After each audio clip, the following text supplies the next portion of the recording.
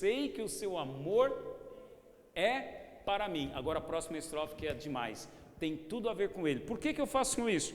Por que ainda que eu ande meio frio, esteja no vazio, esteja meio ao caos, esteja sem rumo, sem direção, mas eu confio nele, olha só o que me sustenta. Tem tudo a ver com ele, porque com ele eu sei para onde eu devo ir. Tem tudo a ver com ele, porque a cruz revela o seu amor por mim. Então é essa mensagem que eu quero trazer para você. Quando nós contemplamos a Cristo, mesmo que a gente esteja, às vezes, em alguma fase da vida, que estamos sem direção, nós encontramos razão para continuar vivendo, razão para continuar acreditando, ânimo, fé, energia para prosseguir, para seguir adiante, porque quando contemplamos, nós encontramos o amor dele por nós, e é isso que eu quero apresentar para você. Então, olha aí, acompanha a leitura comigo então, segundo Coríntios 3, verso 12. A palavra de Deus diz assim: tendo, pois, tal esperança, servimo-nos de muita ousadia no falar, e não somos como Moisés, que punha véu sobre a face, para que os filhos de Israel não atentassem na terminação do que se desvanecia, mas os sentidos deles se embotaram, pois até o dia de hoje, quando fazem a leitura da antiga aliança, o mesmo véu permanece, não lhes sendo revelado que em Cristo é removido. Mas até hoje, quando é lido Moisés, aqui quando é lido Moisés, está falando do Velho Testamento, Pentateuco, tudo que está no Velho Testamento. Mas até hoje, quando é lido Moisés, o véu está posto sobre o coração deles. Quando, porém, algum deles se converte ao Senhor, o véu lhe é retirado. Ora, o Senhor é o Espírito, e onde está o Espírito do Senhor, aí há liberdade. E todos nós, aqui está a palavra-chave, e todos nós, com o rosto desvendado, contemplando, diga assim comigo, contemplando, essa é a palavra-chave.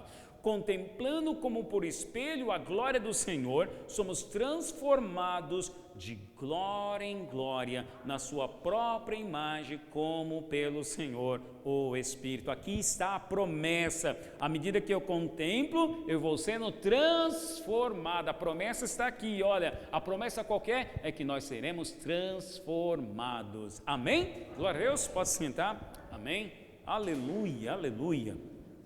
E a palavra contemplar é uma simples palavra, mas com um significado muito profundo. Se você pesquisar, seja no Google ou no dicionário, você vai encontrar o significado da palavra contemplar da seguinte forma: contemplar significa fixar os olhos em alguma coisa com encantamento, com admiração, mas também quer dizer observar atentamente, analisar e apreciar.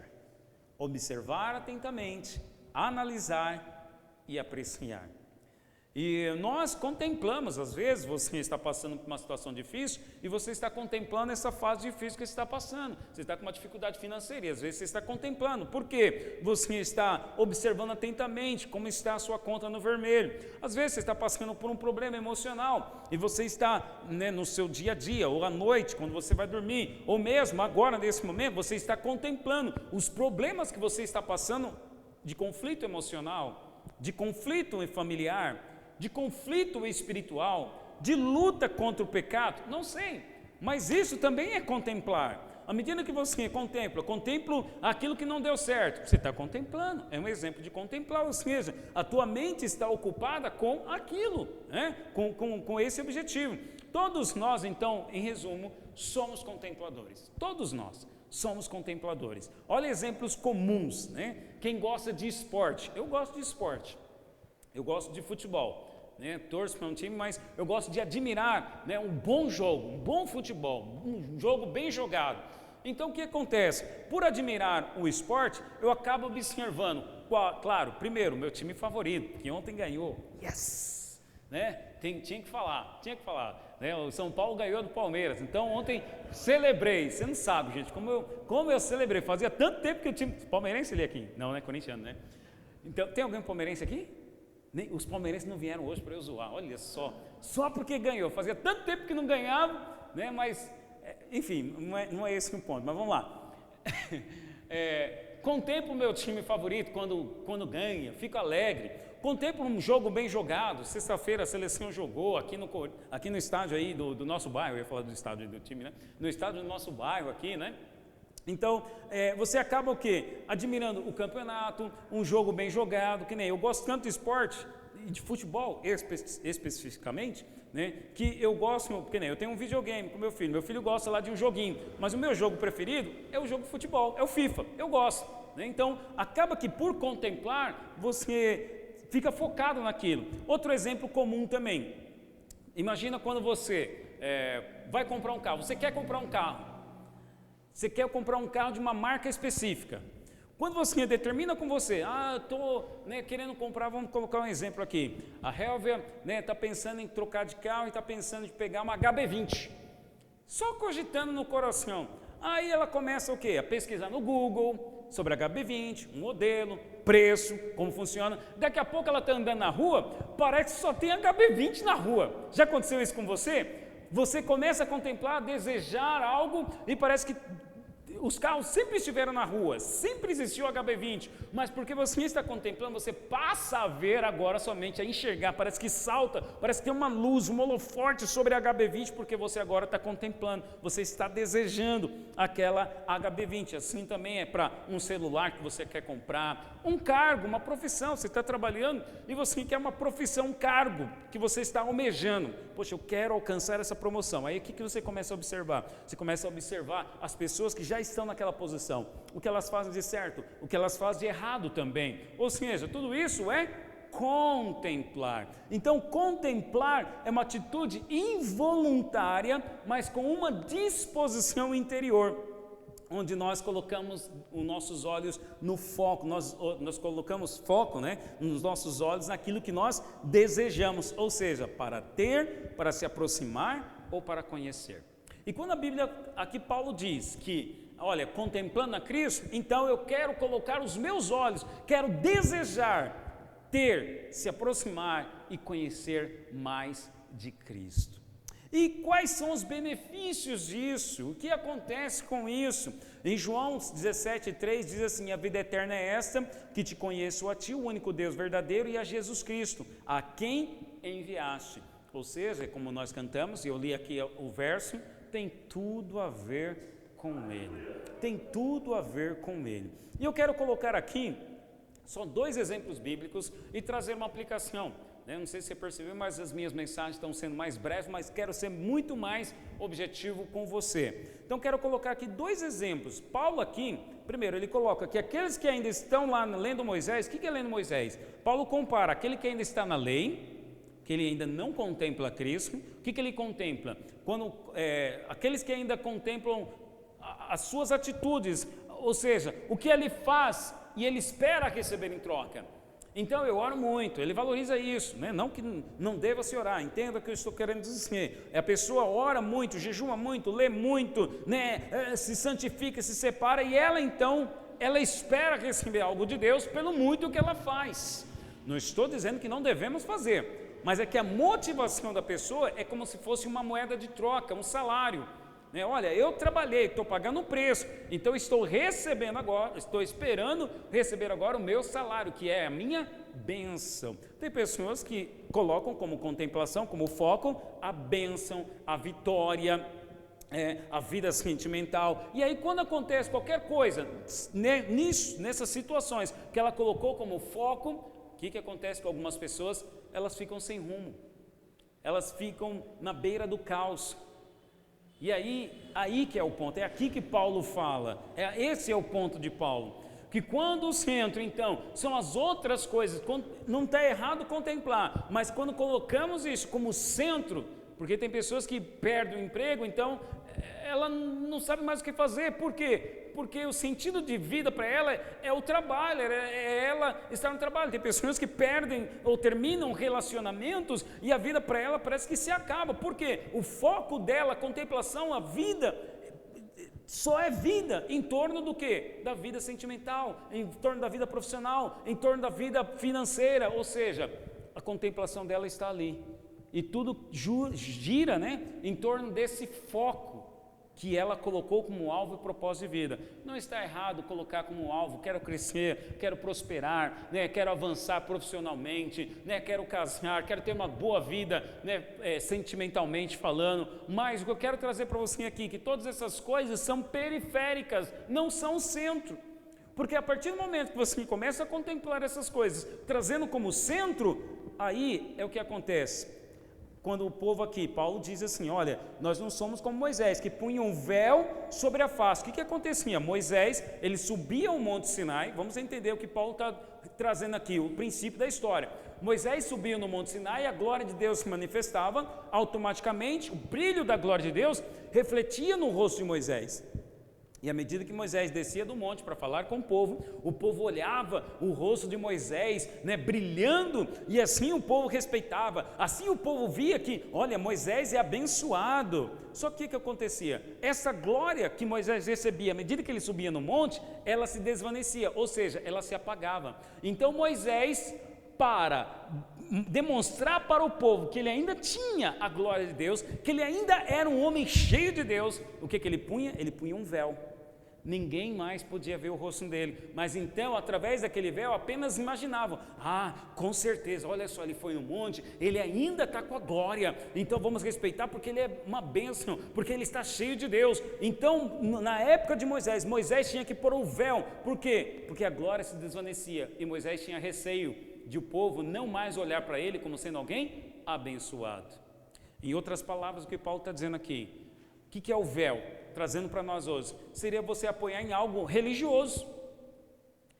Enquanto católico, né, se apoia no santo, na imagem, no crucifixo, né? Enquanto evangélico, cristão, evangélico, vamos lá, tem pessoas que se apoiam, né, na religiosidade dela, é o estilo de roupa, a religiosidade dela se apoia então, não enquanto, né, eu já vi, infelizmente eu já vi pessoas assim, nossa, olha aquele lá, nem parece que é crente, olha o jeito que ele se veste, ou seja, está ainda na época de Moisés, acha que então o exterior é que vai demonstrar o interior.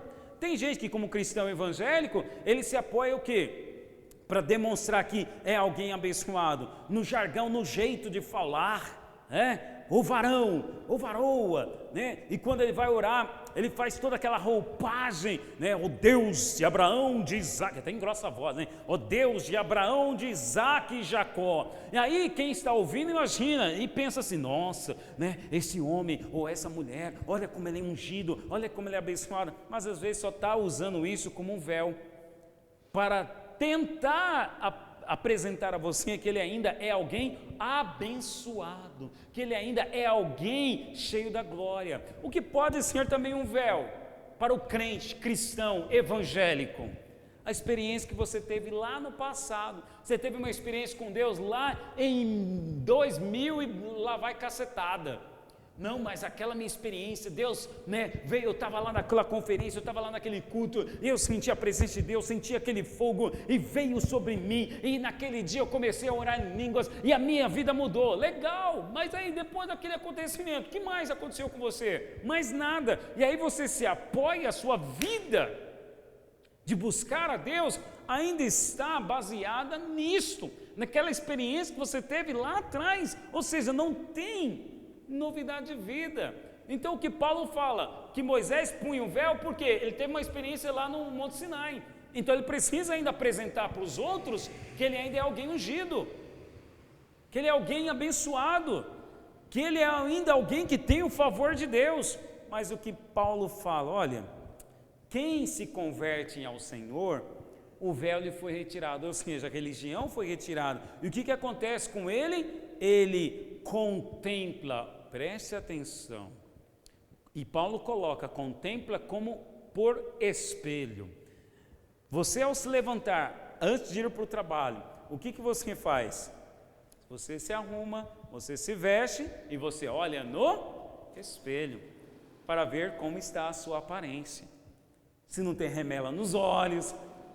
As mulheres, né, se o cabelo está arrumadinho, eu nem olho o cabelo, porque eu não tenho cabelo, eu só passo uma aguinha aqui e tal, acabou, né? Mas nós nos olhamos no espelho, por quê? Porque nós sabemos que as pessoas irão nos olhar. Você já percebeu? Já aconteceu isso com você? Você está conversando com alguém e tal pessoa, agora não, né, que a gente está com máscara e tal, mas na época que estávamos sem máscara, você conversando com alguém e de repente a pessoa assim fica olhando no seu nariz, aí de repente você fica assim, né? Você fica, será que tem alguma coisa errada? Será que tem alguma meleca aqui? Já aconteceu isso com você? Já aconteceu? Ou seja, você se preocupa porque tal pessoa está olhando para você. Olha só, aplicando espiritualmente aqui, Paulo está dizendo, todos os dias eu contemplo o Senhor como um espelho. Eu não preciso mais apresentar um véu, uma roupagem religiosa, porque à medida que eu contemplo o Senhor, Ele me transforma de dentro para fora, porque a imagem aqui não tem a ver com a aparência física, a imagem aqui tem a ver com a transformação da alma, a imagem aqui tem a ver com a autoridade espiritual que vai fluir de dentro para fora. Esse é o ponto. Agora, como acontece a contemplação e o que é contemplar? Eu vou dizer para você, o que é contemplar? Contemplar ao Senhor hoje é você, com a medida que você está e se dispõe, porque a contemplação é algo voluntário, é algo que você vai ter que fazer, não é algo passivo, é algo ativo que você vai ter que fazer. À medida que você está lendo a palavra, as formas de você contemplar: ler a Bíblia, meditar, cantar, adorar. Essas são as duas formas de contemplação ao Senhor hoje. E olha qual benefício que isso pode trazer para a sua vida. Paulo aqui, primeiro ele fala que nós seremos transformados. Esse é o primeiro benefício, e essa é a promessa, é uma promessa. À medida que eu contemplo, eu leio não com o sentido de apenas memorizar versículo, ter um conhecimento, mas eu leio com o objetivo de encontrar a Cristo, de encontrar a voz dele para mim. A promessa é, eu vou sendo transformado, no meu temperamento vou sendo transformado. À medida que outra forma de contemplar, seja pela leitura, seja que você coloca uma canção e você vai cantando, ou seja, a transformação vai começar a acontecer dentro de você. E eu coloco aqui 2 exemplos bíblicos. O primeiro exemplo bíblico em cima disso é aqueles 2 discípulos que estavam indo para Emaús, né? Os discípulos a caminho de Emaús. Jesus eram discípulos que estavam caminhando com Jesus. Só que aconteceu, Jesus foi para Jerusalém e Jesus morreu. Jesus morreu na sexta-feira. O que aconteceu com todos os discípulos? Viram o mestre, poxa, o ministério do mestre acabou, nossa vida estava em torno do mestre, mas como o mestre morreu, então o que nós vamos continuar fazendo aqui em Jerusalém? Acabou para nós, acabou tudo. Então, quando nós encontramos a Cristo, nós encontramos uma motivação e um ânimo. Mas quando acontece uma tempestade, uma frustração, uma situação difícil, uma decepção, se eu não continuo contemplando a Cristo, eu volto para trás. Esses 2 discípulos a caminho de Emaús, o que eles estavam fazendo? Eles estavam em Jerusalém, mas agora eles decidem voltar para a cidade de origem. Tem pessoas que quando passam por decepções, frustrações, percas, elas estão indo adiante com Cristo, mas quando acontecem situações, elas voltam para trás. E o que vai me motivar e o que vai me sustentar, quando nós cantamos aqui, o que vai nos sustentar é nós continuarmos olhando para Ele, porque lá na cruz, o amor dele revelado a nós, vai nos sustentar. Olha só, esses 2 discípulos estão voltando, mas você conhece a história. Jesus ressuscitou e Jesus se apresenta aos 2 discípulos. E o que Jesus começa a dizer? Jesus começa, primeiro, os 2 discípulos, Jesus se apresenta para eles e Jesus pergunta: ei, o que aconteceu? E os 2 discípulos falam: mas espera aí, só você que não sabe o que aconteceu? Jesus, o mestre, o nosso mestre, ele morreu, foi entregue lá pelos romanos. E aí Jesus começa agora a explicar, a fazer um ensino de Gênesis, todo o Velho Testamento, de Gênesis até Malaquias, mostrando e revelando quem é Jesus Cristo através do Velho Testamento.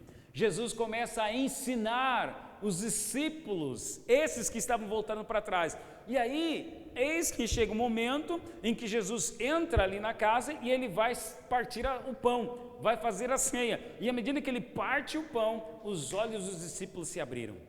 E quando os olhos se abriram, eles entenderam, Jesus agora some.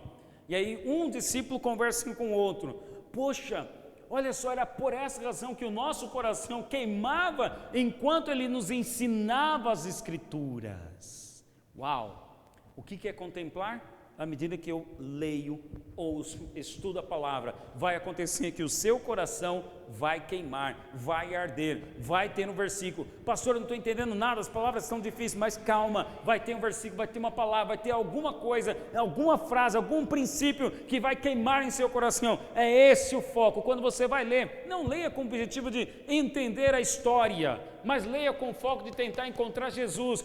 Jesus, então, para os discípulos que estavam a caminho de Emaús, Jesus ensinou todo o Velho Testamento, apresentando ele, o Cristo. Olha, quando Moisés estava lá levantando a serpente, ele estava na verdade apontando para Cristo. Quando Moisés atravessou o Mar Vermelho, quando o mar se abriu, ali Moisés estava falando sobre o batismo e indo para uma nova terra. Esse é o resultado quando você encontra Cristo, você sai do Egito, você entra numa nova vida. Então Jesus começou a falar de tudo isso para os dois discípulos entenderam, porque o coração queimou. Eu tenho certeza que o seu coração em algum momento, seja lendo, seja ouvindo uma pregação, ele queimou. E é isso que nós vamos buscar nesses 21 dias. Nós vamos estudar a palavra. Vou incentivar você a ler. Você vai receber esse e-book com os versículos diários. Nós vamos ter as nossas lives de estudo. Com qual foco? Que o seu coração venha queimar, venha arder. Por quê? Qual foi o resultado? Depois que o coração dos discípulos queimou e ardeu, eles não mais foram para Emaús. Eles voltaram para Jerusalém. E o que aconteceu dias depois? O batismo do Espírito Santo. Lá em Atos 2. Os discípulos reunidos em Jerusalém. Veja, esses dois com certeza estavam lá em Jerusalém quando receberam a promessa. Então Deus tem promessa para a sua vida. Vai chegar o tempo da sua promessa, vai chegar o cumprimento. Mas se você voltar para trás, em virtude de acontecimentos, em virtude de situações, você não verá a promessa acontecendo na sua vida. Pastor, e como eu me sustento em meio ao caos? Como eu me sustento em meio a essa adversidade? Como eu me sustento emocionalmente em meio a essa decepção e frustração? Contemple a Cristo. Contemple a Cristo. Porque à medida que você contempla a Cristo, a glória, o amor de Deus revelado a você é que vai te sustentar. Tem pessoas que, como eu disse, eu conheço jovens. Estava até conversando hoje, eu conheço jovens, sabe, eu fui jovem solteiro, e como jovem solteiro, às vezes você coloca como um foco de vida o quê? Encontrar alguém, você ser feliz, casar. Eu conheço jovens que quando terminam, começam um namoro, feliz da vida, empolgado e tal, terminam, e parece que termina a fé também, termina tudo. E por quê? Porque teve decepção. Mas por quê? Por que desiste de tudo? Por que volta para trás ou para no meio do caminho? Porque não contemplou a Cristo. Estava contemplando quem? Estava contemplando ainda a vida emotiva, a vida efetiva. Então, como aquilo era o centro e o centro eu perdi, resultado, retrocedo. Resultado, volto para trás. Mas também conheço jovens que também passaram por porque essa experiência, né? Terminar, conhecer alguém, às vezes não vai dar certo, faz parte. Conheço jovens que passaram por essas situações, não deram certo, mas continuaram firme e adiante. Conheço pessoas que passam por situações assim. Olha só, vou contar a minha experiência de vida, minha situação, a experiência que eu tive. Porque esses momentos podem ser de frustração, de perda, e pode ser qualquer tipo de perda. Para mim, eu me lembro uma experiência que marcou muito a minha vida. Aplicando essa questão aqui do princípio de quando acontece uma situação, né, contrário àquilo que eu esperava, como eu vou me sustentar? Como eu vou contemplar a Cristo? Quando eu perdi meu pai. Meu pai, quando faleceu, veio um caminhão de acusação na minha mente. Um caminhão de acusação. Ai, será que eu poderia ter, investido, levado ele para um hospital? Ai, será que Deus não ouve a minha oração? Nossa, um caminhão, uma mistura de sentimentos. Ao mesmo momento que estava o sentimento de luto, um sentimento de acusação, então estava uma bagunça dentro de mim. Foi meu primeiro assim conflito forte, profundo dentro de mim. E eu me lembro como se fosse hoje, eu pedi licença pastoral, já era pastor, já estava à frente da igreja, eu pedi licença para o meu pastor e falei, olha, eu não estou bem, eu preciso de um tempo, eu preciso do meu espaço de luto. E fiquei por pelo menos 2 semanas ausente da igreja. E eu me lembro como se fosse hoje. O que eu fui fazer? Olha só, estava contemplando a minha tristeza, estava contemplando a acusação, estava contemplando as misturas de sentimentos que estavam acontecendo comigo. Mas aí eu não conseguia, nessas 2 semanas, eu não consegui contemplar lendo a Bíblia. Tem momento que você vai ter na vida de tristeza, que a gente fala aqui, e eu incentivo, mando até semanalmente o plano de leitura bíblica. Mas, irmão, vai ter dia, vai ter semana que você não vai conseguir ler. Seja por atividade, que você não conseguisse organizar o tempo, ou seja mesmo a carne. Ou às vezes você não vai encontrar ânimo para ler. Não vai. Eu não consigo ler. O que aconteceu comigo nesses dias? Eu não tinha ânimo para ler. Foi minhas 2 semanas de incredulidade. Por quê? Como eu falei, a mistura de sentimento, de luto e de acusação dentro de mim. Será que Deus realmente ouve a minha oração? Porque, qual que é a fé? Que, poxa, ele fosse curado, mas ele entrou no hospital, não foi curado e infelizmente não voltou para casa. Então ficou aquela mistura de sentimento dentro de mim, mas eu não conseguia ler. Veja, eu não fui contemplar a Cristo, então, através da leitura. Mas qual é a outra forma que eu falei que nós podemos contemplar a Cristo? Cantando. O que eu fazia? Eu punha canções e começava a cantar. Escolhi canções intencionais. O que é canção intencional? Canções que combinam para aquele momento de vida que eu estou vivendo. Então, qual era a canção? Eu não coloquei canção de sofrência, tá?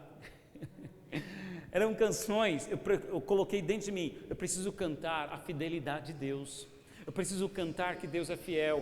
Por quê? Porque eu preciso falar isso para mim, para a minha alma, porque a minha alma não está acreditando que Deus é fiel, então eu preciso cantar. Eram as canções que eu cantava.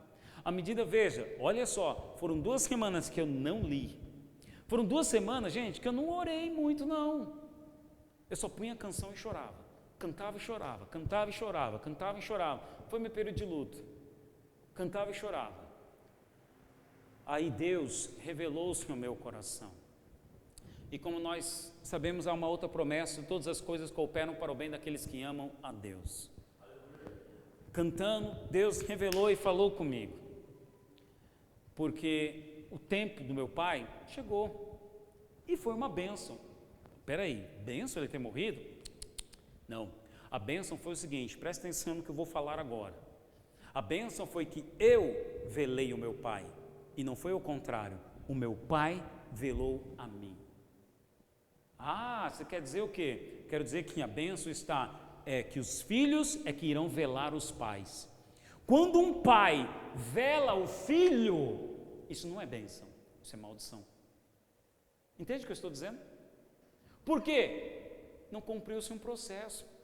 O pecado, o diabo, a morte interrompeu. É processo, nascemos e essa carne, ela vai perecer. A nossa alma e espírito são para a eternidade, mas essa carne vai perecer. Agora é bênção então quando um filho vela o pai, mas quando um pai vela um filho, peraí, o filho ainda jovem, ainda tinha um propósito, ainda iria construir uma família, uma carreira foi interrompida, isso é maldição, isso não é bênção. Então veja, até quando você contempla Cristo, você começa a enxergar que até as situações difíceis de vida, da vida, você começa a ver como bênção. Faz sentido o que eu estou falando? Você está entendendo o que eu estou falando, irmão? Porque quando nós não contemplamos a Cristo, como eu falei, eu fiquei as 2 semanas o quê? Só contemplando a tristeza e só me acusando. Então você fica se acusando. Será que eu fiz a escolha certa? Será que era isso mesmo que eu tinha que fazer? Será que isso é contemplar também. E onde te leva essa contemplação? Algumas pessoas levam a alma perder a energia de tal forma, tal maneira, que ela chega no estágio da depressão. A pessoa, ela contempla a situação adversa, de tristeza, ou aquilo que ela esperava e não aconteceu, ela fica contemplando de tal forma que ela faz como os discípulos a caminho de Emaús. Eu vou voltar para trás, eu estava em Jerusalém, não aconteceu, eu vou voltar para trás. Do que adianta? Do que adianta continuar indo à igreja? Do que adianta continuar orando? Do que adianta ler a Bíblia? Do que adianta? Aí ele constrói uma muralha de defesa. Tem alguns que constroem uma muralha de defesa. Eu não quero mais me relacionar com ninguém, Constrói uma muralha de defesa. Eu não quero mais, não confio mais em ninguém. Constrói uma muralha de defesa. Eu não quero mais ir para a igreja, porque olha o que me aconteceu. Então ele constrói uma muralha de defesa. Destrói essa muralha hoje. E deixa a cruz, o amor de Deus ali, ser revelado por você. Deus revelou então à medida que eu estava. Então olha só, fase ou contemplar a Cristo te dá, à medida que você contempla, então te dá ânimo, força, energia para você superar essas fases difíceis. Ou seja, a dor da perca do meu pai, superei. Tenho a saudade. Claro que eu queria que ele estivesse comigo ainda. Tenho a saudade, mas não tenho mais a dor. Entende o que eu estou falando? Você vai falar de situações da sua vida que aconteceram, o que você perdeu, mas você vai olhar e você vai tirar uma lição. Mas isso só vai acontecer se você contemplar a Cristo. Então, não tire o foco. Ao invés de ficar focando a tristeza ou a situação que aconteceu, coloque o foco em Cristo. Pastor, mas eu não consigo ler a Bíblia, porque às vezes a gente vem essa acusação também, né? Que crente tem que ler a Bíblia, né? Crente tem que orar, né? Aí o pastor manda o plano, aí eu vou na célula, o meu líder vai falar que eu tenho que orar, e como que fica? Aí o crente nem vai, porque sabe que vai perguntar e ele vai falar que não conseguiu. Irmão, faz parte. Você está em luta contra a sua carne, e quando você não conseguir ler, cante, adore simplesmente assim, amém? E o outro exemplo está em Davi. Mas em que momento da vida, da fase de Davi? Outro exemplo da fase de Davi é quando Davi estava sendo perseguido por Saul. Veja, olha a história de Davi. Davi, um jovem, matou Golias, só que o rei, que era o líder, agora começa a persegui-lo por inveja. Então, fase da vida que talvez você está sendo perseguido injustamente. Aí o que faz Davi? Davi foge para não ser morto.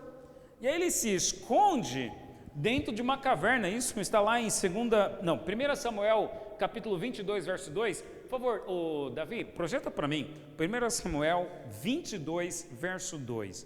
Aí Davi, ele foge para não ser morto, ele está sendo perseguido injustamente.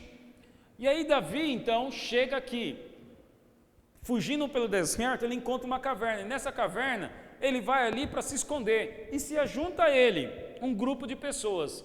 Ajuntaram-se a ele todos os homens que se achavam em aperto, e todo homem endividado, e todos os amargurados de espírito, e ele se fez chefe deles, e eram com ele uns 400 homens. Olha, irmão, outra fase, outro momento também de contemplação, é quando todo mundo, você está passando pela pior, e todo mundo que você conversa também está numa pior. Sabe quando você está numa rodinha assim de amigos, você fala assim, estou passando por uma situação difícil. Aí vem um outro e fala, ixi, isso aí não é nada, você precisa saber, você precisa ouvir, o que está acontecendo comigo? Aí parece que a situação do outro é pior ainda. Aí você não encontra o quê? Esperança. Aí, rapaz, está ruim para todo mundo. Você vai falar, vamos lá, poxa, eu estou com uma dor aqui, com uma íngua. Aí chega alguém e fala assim, meu tio morreu, começou assim. Você chega para o outro e fala assim, rapaz, está difícil, já faz 3 meses que eu estou desempregado. Rapaz, eu sou formado, sou engenheiro, já faz 1 ano que eu não encontro emprego. Falei, meu Deus, e eu que não tenho profissão, se o cara é engenheiro faz 1 ano. Era esse o grupo que Davi estava reunido, endividados, em aperto, amargurado. Imagina, quando você está cercado de gente que está pior que você, como fica? Você começa a contemplar a situação sua e as dos outros. E parece, só parece, tá? Que o mundo está desabando. Para todo mundo. E você está ali, junto. E agora? Não encontra esperança. Aí, vem novamente, contemplar o Senhor para não ser afundado como os outros. Olha só, Salmo 34, Davi, projeta aí para nós, Salmo 34, ou você pode abrir a sua Bíblia também, Salmo 34, Salmos 34, Davi, ele canta assim, ele escreveu um verso: provai que o Senhor é bom. Esse é o tema do Salmo 34. Bendirei o Senhor em todo o tempo, o seu louvor estará para sempre nos meus lábios. Gloriar-se-á no Senhor a minha alma, os humildes o ouvirão e se alegrarão. Engrandecei o Senhor comigo, e todos a uma lhe exaltemos o nome. Busquei o Senhor, e ele me acolheu, livrou-me de todos os meus temores. Contemplai-o e sereis iluminados, e o vosso rosto jamais sofrerá vexame. Clamou esse aflito, e o Senhor o ouviu, e livrou de todas as suas tribulações. O anjo do Senhor acampa-se ao redor dos que o temem e os livrem. Provai e vede que o Senhor é bom, bem-aventurado o homem que nele se refugia. Aleluia. Irmão, Davi está aqui ensinando. Olha, quando você está assim, você está mal, e você olha para as pessoas, porque nós nos motivamos também, né, através de pessoas. Você olha para tal fulano não está vindo para a igreja, fulano desistiu, fulano está pior. Às vezes o ambiente, ele pode ainda piorar ainda mais a situação que está acontecendo no teu interior.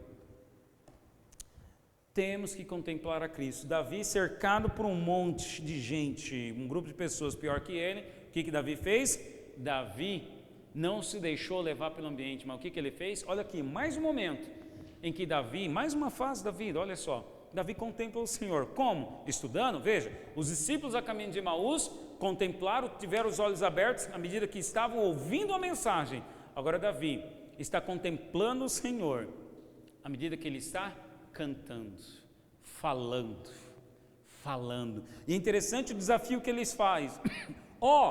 Provai, ou seja, experimente. Sabe, Helva, quando você faz aquele bolo de milho gostoso, pastor, prova.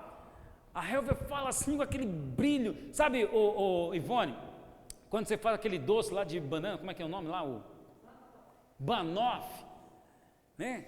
O banoffee parece um nome, parece doce russo, né? Parece nome de doce russo. Mas você fica imaginando, como que é esse doce banoffee, né? Como que é esse bolo de milho? Você imagina assim, bolo de milho é seco, mas não, é um bolo de milho cremoso. Prova, prova aqui o banoffee, prova e veja como é bom, como é gostoso. É isso que Davi está dizendo. Ei, vocês estão mal, olha, mas prova, experimente, veja que o Senhor é bom em todo o tempo. E aí o que Davi fala? Olha, e os anjos do Senhor vão acampar ao redor daquele que o teme e os livra. Bem-aventurado, ou seja, feliz é o homem naquele que se refugia. A felicidade está não nas coisas, o centro não são as coisas ou as pessoas, o centro da minha felicidade está no Senhor. Vou me reerguer à medida que eu contemplo, falo do Senhor. O que nós vamos fazer nesses 21 dias? Por isso eu vou enviar esse e-book. Cada dia vai ter um versículo. Para quê? Para você falar. A fé é falada. Contemplar, às vezes vem cantos assim, né? Contemplar é ficar em silêncio, olhando no silêncio. Não. A fé bíblica, a contemplação bíblica, ela é ativa. Ou você ouve um estudo, ou você lê a Bíblia, ou você fala o que você acredita. Aqui no caso Davi está falando o que ele acredita. Veja, tudo ao redor contrário, mas o que ele acredita no coração dele, ele está falando. Está tudo ao contrário, a situação está tudo ao contrário do que você acredita, está vendo, mas aquilo que você acredita, você continua falando. Você continua falando. Porque, irmão, é para isso que o Senhor nos chamou, para contemplar a Ele. Lá em Gênesis, quando Deus criou o homem foi criado no sexto dia, e no sétimo dia, diz a Bíblia que o homem descansou. A palavra descansar ali no sétimo dia significa que o homem contemplou a beleza de Deus. Ele estava contemplando. Você foi criado para contemplar. Por isso que Paulo fala, quando contemplamos ao Senhor como espelho, somos transformados. Aí você vai encontrar a fé, ânimo, força para se reerguer diante de uma situação adversa que você está passando, para não voltar atrás. Você vai continuar, você vai encontrar ânimo e força para continuar acreditando e ir até o final. Amém? Vamos colocar em pé, vamos orar. Aleluia, vamos confessar aquilo que você crê no seu coração. Davi, por favor, coloca, tá, fica aqui, vamos cantar novamente. Tem tudo a ver com ele. E a letra dessa canção combina muito com o que nós estamos falando aqui, com o que o Espírito está falando ao seu coração. Coloque a mão no seu coração antes de colocar a canção, Davi. Por favor, eu quero convidar você. Se você se identificou, eu quero convidar você agora a quê? A praticar. Nosso jejum vai começar amanhã, então veja, nós vamos colocar o jejum, vamos nos separar, tirando uma alimentação, mas nesse período que vamos tirar uma alimentação, nós vamos orar, nós vamos ler, vamos estudar nesses 21 dias, você vai confessar um versículo, uma promessa de Deus sobre a tua vida, é aí que você vai encontrar força nesses 21 dias. E nós vamos ser transformados. Então quero convidar você agora, a pôr em prática agora na sua vida, colocar em prática aí agora, sabe, confessa sobre a tua vida, aquilo que você acredita, eu creio no amor de Deus sobre a minha vida. Então convido você, confesse agora aquilo que você crê, confesse o que você acredita que Deus vai fazer na sua vida, no que Deus é na sua vida. Eu creio que Tu és, Senhor, a proteção na minha vida, Tu és a proteção na minha família, eu creio, Senhor, no Teu amor, Deus, o Teu amor é que me sustenta, eu creio que é o Senhor quem me guarda, eu creio que o Senhor quem me escolheu, eu creio que o Pai, o Senhor é fiel, eu creio na renovação das Suas misericórdias, eu creio na Tua bondade, eu creio no Teu favor sobre mim, eu creio, Senhor, que ainda que eu ande pelo vale da sombra da morte, 1000 cairão ao meu lado, 10.000 à minha direita, mas eu não serei atingido. Eu creio, Senhor, que o Teu Espírito habita em mim, eu creio, Deus, que o Senhor, Deus que me escolheu, eu creio, Pai, no perdão dos meus pecados, eu creio na bênção do Senhor sobre a minha vida, eu creio, eu e minha casa serviremos ao Senhor, eu creio, Pai, no crescimento dos meus irmãos, eu creio, Senhor, na multiplicação da Tua igreja, ó Deus, desse rebanho, eu creio, Senhor, na prosperidade, eu creio que o Senhor não nos desamparará, jamais nos deixará, ó Senhor, eu creio, aleluia. Vamos cantar esse hino, aleluia. Eu sei que o Seu amor